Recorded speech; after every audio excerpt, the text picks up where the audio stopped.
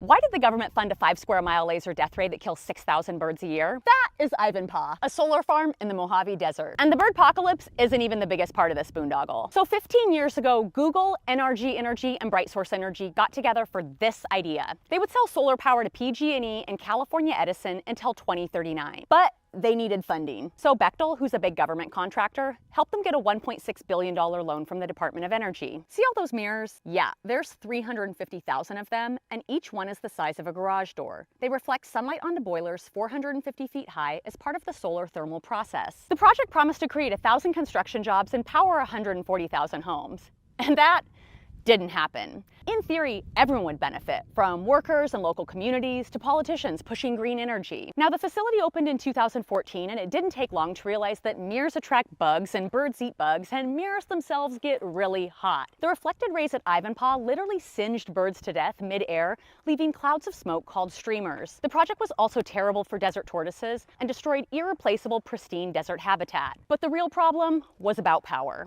Ivanpah only operated at half capacity. Apparently, officials hadn't considered things like weather or equipment challenges impacting energy production.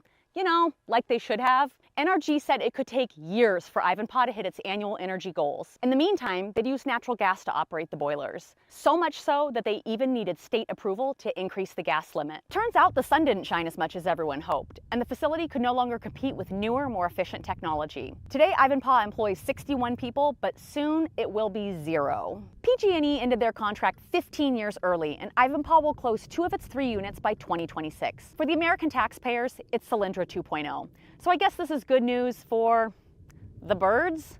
What do you think?